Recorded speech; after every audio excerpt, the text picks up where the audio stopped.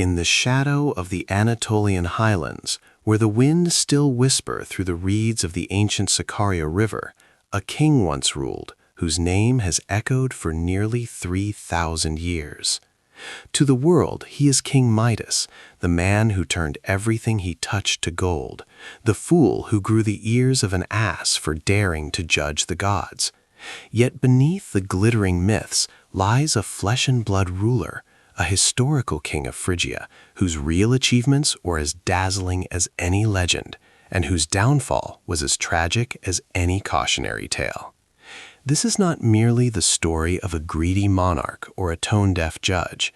It is a philosophical journey into power, desire, hubris, and the fragile line between greatness and ruin. Drawing from Assyrian annals, Greek historians like Herodotus, the poetry of Ovid, and the silent testimony of Gordion's unearthed tumuli, we will walk the same dusty roads Midas once traveled, between historical fact and mythic warning, and ask, what truly made Midas great, and what, in the end, destroyed him as a ruler? Let us begin not with myth, but with the spade of the archaeologist. Around 740 BCE, in the kingdom of Phrygia, in what is now central Turkey, a man the Greeks called Midas and the Assyrians knew as Mita of Mushki ascended the throne. His capital was Gordion, named, legend says, after his father Gordius, the man who had tied the famous Gordian knot. Excavations by the University of Pennsylvania and Turkish teams have revealed a city of massive fortifications, intricate wooden architecture, and one of the largest burial mounds ever built in the ancient world, Tumulus MM, the so-called Midas Mound, rising over 50 meters high and nearly 300 meters across. Inside, archaeologists in 1957 uncovered a cedar coffin, layers of purple and gold textiles, 170 bronze vessels that once held a funerary feast of roasted lamb, lentils, spiced wine, barley beer, and honey mead, the oldest chemically analyzed Midas touch cocktail in history. Recent discoveries in 2025 of another royal tumulus, Tumulus T26, dated to around 750 BCE and filled with similar bronze banqueting sets and iron tools, confirm that this was no fairy tale kingdom, but a real powerhouse of the late Iron Age. Phrygia under Midas was no backwater. The Assyrians, masters of the Near East under Sargon II, repeatedly recorded the deeds of Mita of Mushki between 717 and 709 BCE. Mita forged alliances with rebellious kingdoms in southern and southeastern Anatolia, Tyana, Karshemish, Gurgum, challenging Assyrian dominance. He was a shrewd diplomat and military player, supporting smaller states against the empire's iron fist. Greek sources add that Midas was the first foreign king to send lavish offerings to the oracle at Delphi, a magnificent wooden throne, well worth seeing, according to Herodotus. Phrygian artisans excelled in metalwork, embroidery, and carpet weaving. Their roads later served Persian kings. Gold dust from the rivers, especially the Pactolus, which flowed near the Lydian border, filled royal coffers. The kingdom's wealth was legendary even in its own time. It is no wonder the Greeks, hearing tales of this opulent court, began to spin stories of a king whose very touch turned roses, apples, and even his food into solid gold.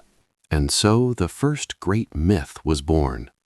In Ovid's Metamorphoses, Book 11, one of our richest surviving sources, the story unfolds with almost cinematic detail. Silenus, the elderly, perpetually drunken satyr and foster father of Dionysus, wanders away from the god's revels, falls asleep in Midas's famous rose gardens outside Gordion. Phrygian peasants find the old reveler, bind him with garlands, not chains for he is holy, and bring him before their king. Midas, already initiated into the Dionysiac mysteries, recognizes the divine companion at once. He does not punish or exploit the satyr. Instead, he treats him with royal hospitality for 10 full days and nights, feasting, singing, listening to Silenus's wild tales of distant wonders. On the 11th day, Midas personally escorts Silenus back to Dionysus in Lydia. The god of wine and ecstasy, overjoyed to recover his beloved teacher, offers Midas any reward he desires. Here the king's first fateful choice appears. Midas could have asked for wisdom, for victory in battle, for the love of his people. Instead, blinded by the splendor he already commanded, he requests, "Grant that whatever I touch with my body may turn to yellow gold." Dionysus grants the boon with a warning smile, knowing the cost. At first, Midas is ecstatic. He tests the power on an oak twig. It becomes a golden branch. He touches stones, earth, leaves, all glitter. Roses from his garden harden into priceless metal. He orders a feast to celebrate, but the moment bread touches his lips, it becomes a golden lump. Wine turns to molten gold in his cup. His beloved daughter, some later versions name her, runs to embrace him and freezes into a lifeless statue of pure gold. Starvation and despair close in. Realizing his blessing is a curse, Midas raises his arms to heaven and begs Dionysus to take it back. The god, merciful, instructs him to wash in the river Pactolus. As Midas bathes, the golden touch leaves him, and the river sands run rich with gold forever after, explaining, the ancient said, why the Pactolus was famous for its electrum. Philosophers from Aristotle onward have read this tale as a profound meditation on greed. The historical Midas ruled a prosperous trading kingdom whose wealth really did seem touched by the gods. Yet the myth warns that unchecked desire for more gold, more power, more proof of one's greatness, destroys the very things that make life worth ruling. Food becomes metal, family becomes statue. The ruler who cannot feed himself cannot feed his people. In the end, Midas learns humility the hard way.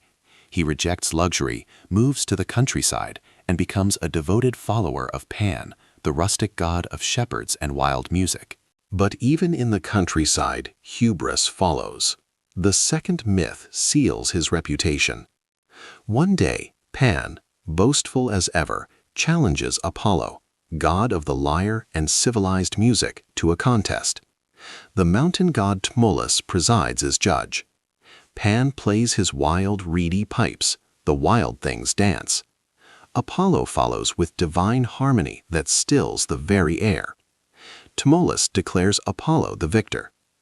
All agree except King Midas, who steps forward and declares Pan's music superior. Some versions say he had grown to prefer the simple, earthy tunes after his ordeal with gold.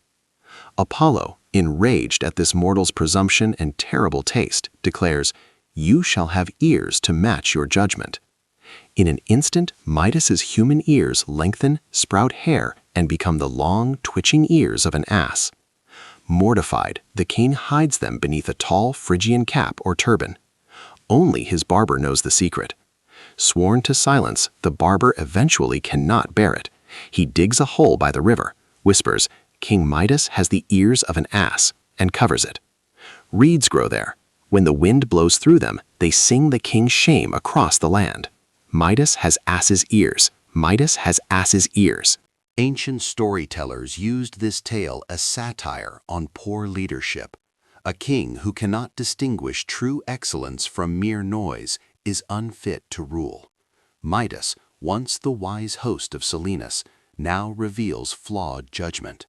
In Greek thought, this is hubris, the arrogance that invites nemesis. The historical Midas had indeed navigated complex alliances with skill, yet by the end of his reign, external forces he could not control, nomadic Cimmerian invaders from the Caucasus, swept into Phrygia around 700 BCE. Assyrian records and Greek historians like Strabo tell us Gordion was burned to the ground. Ancient tradition claims Midas, in despair, drank the blood of a bull and took his own life. The once great kingdom never fully recovered.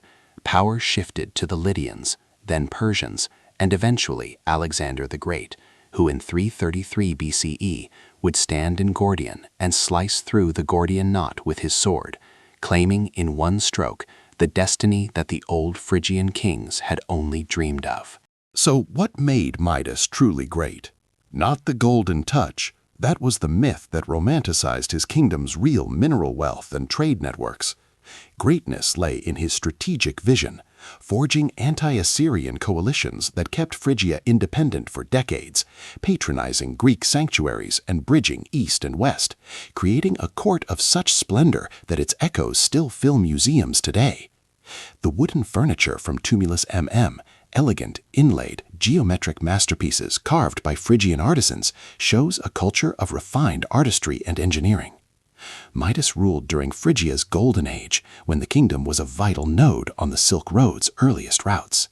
And what ruined him as a ruler? The myths reveal the inner rot, insatiable greed that turns blessings into curses, and arrogant judgment that alienates the very gods who once favored him. In real history, the Sumerian invasions exposed the limits of even the shrewdest king when larger migrations overwhelm borders. Yet the philosophical truth is deeper. Midas embodies the eternal tension between mortal ambition and divine order. The Greeks who preserved his stories saw in him a mirror for their own tyrants and kings. Wealth without wisdom leads to isolation. Power without discernment invites ridicule. Aristotle would later note that Midas starved because of his own wish, proof that the golden touch of unchecked desire is the slowest form of suicide. The myths reveal the inner rot with merciless clarity, insatiable greed that turns every blessing into a curse, and an arrogant judgment that alienates the very gods who once favored him. In Ovid's Metamorphoses, the golden touch, granted by a grateful Dionysus after Midas hosted the drunken Silenus with 10 days of royal feasting, begins as ecstasy. Twigs, stones, roses, even the river's reeds harden into glittering metal at the king's lightest brush. Yet within hours the horror unfolds. Bread becomes a golden brick between his teeth. Wine congeals into molten treasure in his cup, and his own daughter, rushing to embrace him, freezes forever as a lifeless statue of pure electrum. The myth is no mere children's fable. It is a philosophical dagger aimed at the heart of unchecked desire. Aristotle himself, writing in the Politics, Book 1, 1257b, seizes upon this tale as proof of wealth's ultimate futility. Quote, "It is anomalous that wealth should be of such a kind that a man may be well supplied with it and yet die of hunger, like the famous Midas in the legend, when owing to the insatiable covetousness of his prayer, all the viands served up to him turned into gold." In Aristotle's version, there is no merciful river washing. The king starves in solitary splendor, a living warning that gold without the simple necessities of life is no wealth at all. The second myth drives the blade deeper. When Pan challenges Apollo to a musical duel on the slopes of Mount Tmolus, and Midas alone dares declare the rustic pipes superior to the god's lyre, Apollo's punishment is swift and humiliating. The king's ears lengthen, sprout coarse hair, and twitch like those of an ass. The Phrygian cap can hide the deformity from his court, but the secret leaks through a barber's whispered confession into a hole by the river. Reeds grow and forever whisper the king's shame on the wind. Midas has the ears of an ass. Here, hubris, hybris in Greek, that fatal overstepping of mortal limits, meets its nemesis. Midas, once the gracious host who bridged human and divine worlds through hospitality to Silenus, now reveals himself as a ruler incapable of discerning true excellence from mere noise. The gods do not tolerate mortals who presume to judge the divine. Yet the philosophical truth runs deeper still. Midas embodies the eternal tension between mortal ambition and divine order that the Greeks explored in tragedy after tragedy. The historical king, recorded in Assyrian annals as Mita of Mushki, ally and occasional thorn to Sargon II, built Phrygia into a prosperous node of trade, diplomacy, and artistry. His court at Gordion glittered with real gold dust from the Pactolus River, whose very sands, legend claimed, were enriched when Midas washed away his curse. But myths and history converge on the same fatal flaw: the inability to stop when enough had already been granted. The Sumerian invasions around 695 BCE exposed the limits of even the shrewdest ruler when larger migrations overwhelm borders. Nomadic horsemen from the Caucasus swept down, burned Gordion, and shattered the kingdom. Strabo and later Greek sources record that Midas, in despair, drank the blood of a bull and took his own life in the citadel. Power without wisdom, the ancients taught, invites precisely such collapse. Look at other rulers across history and myth, and the same pattern repeats like a tragic refrain. Consider Croesus, king of neighboring Lydia in the 6th century BCE, whose wealth flowed directly from the Pactolus, the very river Midas had gilded. Herodotus tells us Croesus paraded his golden treasures before the Athenian sage Solon, expecting praise. Solon's reply was ice cold: "Call no man happy until he is dead." Croesus dismissed the warning, overconfident in his riches and oracles. He marched against Persia's Cyrus the Great, lost everything, and was nearly burned alive on a pyre before Cyrus spared him. The lesson mirrors Midas. Wealth accumulated without wisdom becomes the very chain that drags a king to ruin. Croesus, like Midas, learned too late that gold cannot buy foresight or humility. Or take Polycrates of Samos, the tyrant whose good fortune became legendary in the 5th century BCE. Everything he touched seemed to prosper. Conquests, alliances, even the sea itself yielded treasure. Amasis, pharaoh of Egypt, warned him that the gods grow jealous of unbroken success. To avert disaster, Polycrates hurled his most prized emerald ring into the ocean. Days later it returned, inside the belly of a fish served at his table. The gods had refused the sacrifice. Soon Persian agents lured him to the mainland and crucified him. The myth of excess fortune punished by Nemesis echoes Midas's golden touch. Both men discovered that the universe demands balance, and the ruler who refuses to temper his blessings invites their reversal. Myth itself offers even starker mirrors.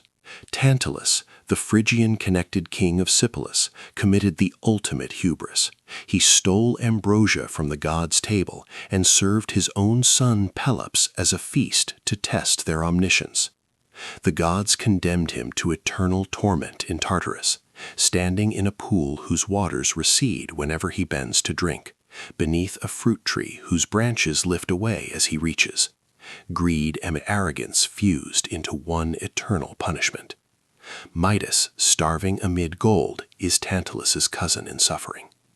Phaethon, son of Helios, demanded to drive the sun chariot for a single day to prove his divine blood. His reckless course scorched the earth, threatened cosmic order, and ended with Zeus's thunderbolt hurling him into the river Eridanus. The Greeks saw in these tales the same inner rot that destroyed Midas, the mortal who reaches for godlike power without godlike restraint. Even later rulers fell into the same trap. The Roman general Marcus Licinius Crassus, richest man in Rome in the 1st century BCE, marched east in 53 BCE, driven by insatiable greed for Parthian gold, echoing Midas's golden obsession. At Carrhae, his legions were annihilated. Crassus himself was killed, and legend claims the Parthians poured molten gold down his throat, mocking the man who could never have enough. Centuries later, the Emperor Nero fancied himself a musician and forced audiences to endure his performances, while he judged others with the same tin ear Midas showed toward Apollo. His artistic hubris, combined with tyrannical excess, alienated Senate, army, and people alike. He died a hunted suicide in 68 CE, the empire fracturing around him. In each case, historical or mythic, the pattern holds. Unchecked desire isolates, poor judgment invites ridicule, and the gods, or history, deliver the final accounting. Plato, in the Republic, would have recognized Midas instantly as the archetypal tyrant, a soul ruled by appetite rather than reason, whose private vices become public disasters. Aristotle, in the Nicomachean Ethics, praised the golden mean, moderation between excess and deficiency, as the path to eudaimonia, human flourishing. Midas, Croesus, Polycrates, Tantalus, Phaethon, Crassus, Nero, all illustrate the opposite. They chased the extremes and reaped nemesis. The Phrygian king's story, preserved by the Greeks who inherited the cultural memory of Anatolia, became a mirror for their own tyrants and kings. Wealth without wisdom leads to isolation. Power without discernment invites ridicule. Ambition untempered by piety destroys the very kingdom it seeks to glorify. Today, as we walk the silent mounds of Gordion, where University of Pennsylvania excavations have uncovered the cedar-lined tomb and bronze feast vessels of the real Midas, or gaze at the reconstructed royal banquets in the Penn Museum, the king still speaks across 27 centuries. His story warns every leader, every seeker of success, every soul tempted by the glittering promise of more. True greatness is not in what you accumulate, but in what you preserve, what you can touch without destroying. The river Pactolus still flows through the Turkish hills, its golden sands long since panned out by Lydian miners, yet the philosophical lesson remains undimmed. In the end, the king who could turn the world to treasure learned the hardest truth of all. The only thing worth more than gold is the ability to enjoy it, and the wisdom to know when enough is enough. The reeds of Gordion still whisper on the wind, carrying the old secret first breathed by a frightened barber. Midas has the ears of an ass.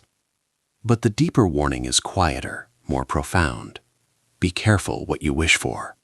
The gods are listening. And sometimes the greatest ruin wears the face of your greatest desire, shining, irresistible, and fatal.